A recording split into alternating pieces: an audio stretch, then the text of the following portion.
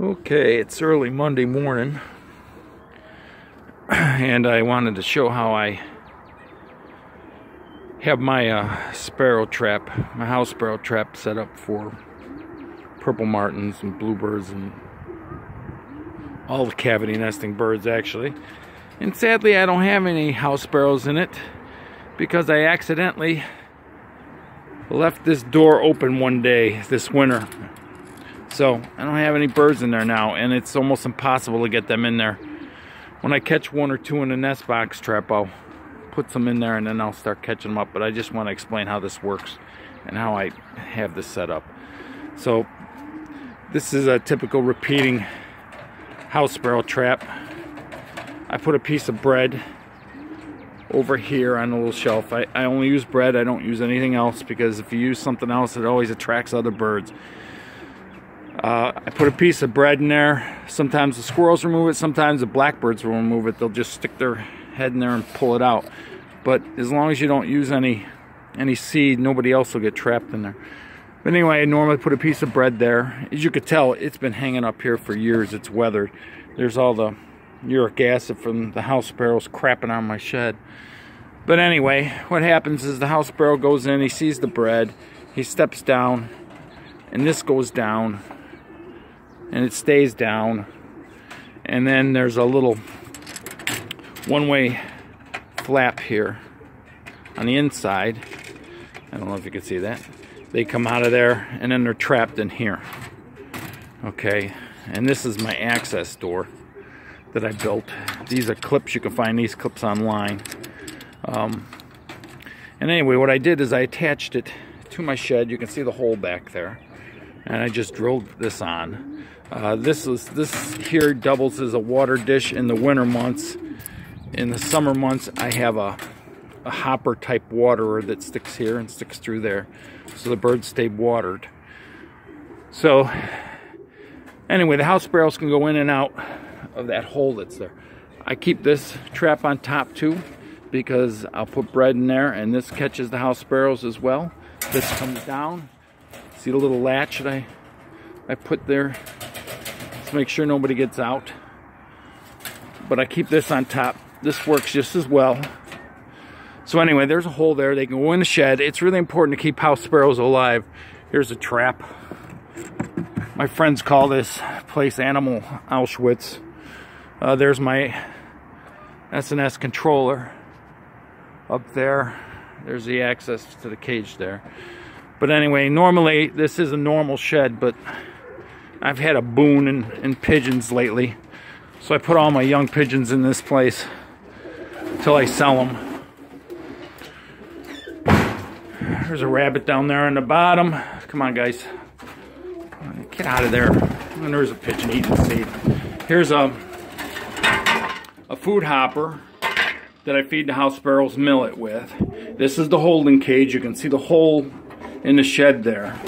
And this little piece of metal, normally when there's house sparrows in there and I come into the shed, they go out the hole.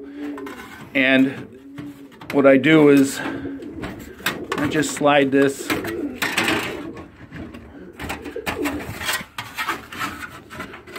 that over there to keep the house sparrows in there. And this is how I clean it. I'll pick this cage up. There's another access to the cage. You got to get in there and clean it. This is a box here where all the seed and all their waste goes, and I clean that out when needed. So it works real well. Keeping the house sparrows fed inside and watered keeps them alive. And I'll keep about maybe 3 to 5 of them alive at all times when I have them. So that's the secret to keeping house sparrows alive and attracting more and more of them. You just can't kill all of them. They are very social birds, and they're curious, and if there's a couple of their fellow house sparrows meandering in and out of this hole, they can't help but check it out. So anyway, this is basically how it works. It's really simple. Anybody can make something like this work in a shed. It saves a lot of work from messing around and trapping house sparrows as soon as you open your martin houses. I've discovered it's a lot easier just trapping them all year round and keep their numbers down, and you have a lot less of a problem going on. So there's my martin houses in my backyard. My yard's a mess because it's just finished with winter and I haven't done any spring cleaning yet. So forgive how everything looks. But once again, there's my house sparrow trap attached to my shed, and it makes life so much easier. And I don't know why people have problems with these traps. The only reason people have problems with them is they do not understand the importance of keeping live decoys in the cage, and you can't just keep them in there all the time. They get too stressed out and they will die easily.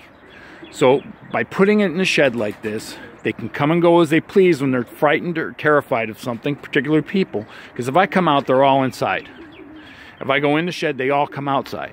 And if I need to count their numbers, I'll put that piece of metal between that hole, and then I'll count them in here. And this is typically where I'll remove them to.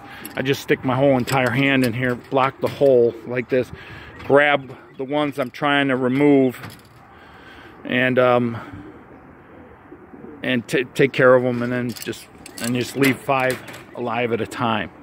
But anybody can do this. It's not hard to do, but it really does work. Usually when in the later part of summer, when there's new fledglings out, they will sit up here and just wait to take turns to get in there. So I probably catch about, if I kept my record straight, but I gave up keeping records, but it used to be at least 500 a year, just this way, just through this, just through using this trap up here too. But the secret is live decoys, and I'll keep a couple. I'll put 1 or 2 in there. By the end of the day, usually if I have this baited, there'll be 1 in there, and I'll put them right in there. But sadly, I don't have any birds. I lost them during the winter, like I said, because I was stupid and left that open. And that's happened to me like 2 or 3 times. I won't be able to get anything in there until I actually start catching them in nest box traps. Well, I hope that explains it. It's simple to do. It needs a coat of paint. It has been hanging out. It's been here for 15 years. It's been hanging here like this for 15 years. So anyway, I hope it's of use to somebody with martins and bluebirds.